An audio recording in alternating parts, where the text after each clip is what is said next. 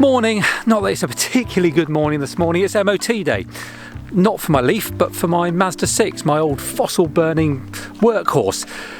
Unfortunately, I've just had to go to the garage to find out that one of the springs has gone, so it needs replacing, so there's a bit of cost. But, you know, I shouldn't really complain too much. The car itself must be 13, nearly 14 years old. And to be honest, all I've ever done is change the tyres, change the windscreen wipers. I can't even remember changing the exhaust. I probably have, but I can't remember doing it. So it's been really reliable. And it's, other than the initial loan I took out to buy it, it's not cost me a penny beyond that.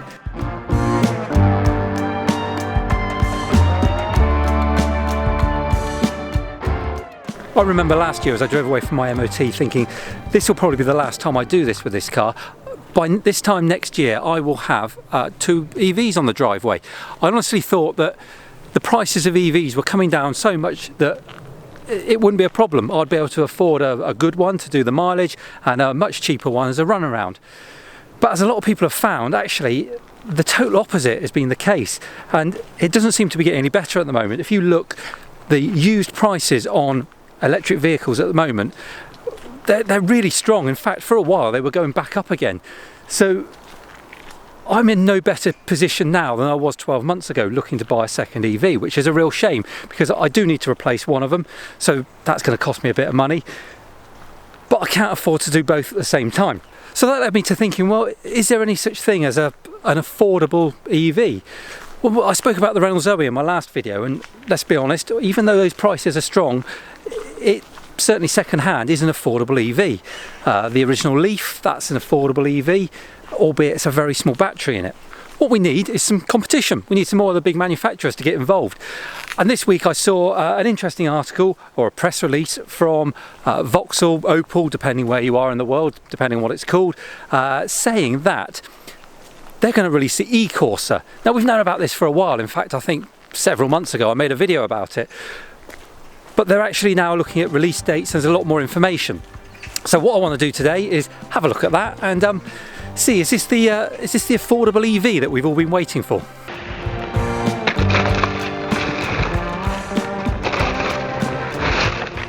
Hey, that's better. Now we're in the warm and I can concentrate a bit more. Those of you who watch me a lot, you know that I don't normally get excited about concept cars, and the eCorsa very much still is a concept car. But I think it's gone beyond just being that concept now. They've said that in 2019 they are going to release it, and the company who now own Vauxhall or Opel, they also own quite a lot of other mainstream manufacturing companies. So Vauxhall Opel was bought out by General Motors some time ago. General Motors has now been bought by PSA. PSA also own Peugeot, Citroën, the DS Group. So they're kind of the historic French manufacturers, if you like. So they all sit under that umbrella now, along with General Motors. So it's a huge company. So when they are talking about it, although it's a concept car, and normally concept cars, they're these headline grabbers that if they ever made them, well, the majority of them would be way out of my budget. And the ones that we generally see made, well, they've been cut back to a point where they barely look anything like the concept car. You might find a couple of little things that have been included. Well, this seems to be a little bit more realistic. It looks like a car that you'd see on the road, and being a Corsa, it's a car that hopefully a lot more of us will be able to afford, whether that's brand new or second hand. So PSA are building it. Because they've got so many manufacturers under that umbrella now, they've worked on two common platforms. Now, we've seen this with other manufacturers. We were talking about it with Volkswagen not long ago. Build a platform that a number of different models, sizes, drivetrains can sit on top. All of a sudden, your manufacturing costs are reduced, and you can build those different models all within the same factory on the same production line. So that's what they're going to do. Now, they've got 2 platforms they've spoken about. The first is the Efficient Modular Platform 2. That's what the larger vehicles are going to be built on. And the smaller vehicles like the eCorsa will be built on the Common Modular Platform, CMP. So we know that they've designed this platform and it's ready to go. And we know that by 2019, they want to release the eCorsa and have it up and running. And as a side, they've also said by 2024, all the models that they make across their ranges, they will have electrified versions of. So they're definitely pushing ahead with the whole electric thing, catching up to where we've known it's going that way for a long time. These manufacturers have just taken a while to get on board, but they're getting there now. But beyond being a concept, they've also announced some facts and figures, which we will find a lot more interesting now, because that's what we want to know. We want to know cold hard facts about what we're going to get in this car. So they've said that it will have a 100 kilowatt motor, 50 kilowatt hour battery, and they will have heat pumps in it in order to make it more efficient. So I think that sits really nicely in the market that you would expect the Corsa to be in. It's not a long range car. It's not something that a sales rep is going to drive hundreds of miles in every day. It's a small city car designed for running around the town. Now, any smaller a battery than that, and I think certainly 2019, 2020 and beyond, it would probably be sniffed at as not being able to go far enough. Any bigger than that, and it would push the price up. It doesn't need a 60 kilowatt hour battery in a little car like that. So I think they've been quite sensible. A 50 kilowatt hour battery future-proofs it over the next few years, and most importantly, keeps the costs down, because this is generally, historically, has always been a cheap car. It's one of the best-selling cars, certainly here in the UK, along with things like the Fiesta and the Clio. And when you pair that battery with a 100 kilowatt motor, well, it's going to be pretty nippy as well, again, for the size of it and the weight of it. So I think personally speaking, I think that's a really nice compromise and should keep costs down. When we're talking of costs, of course, normally when we look at electric cars, we look at things like the Renault Zoe and the Leaf, certainly in this segment.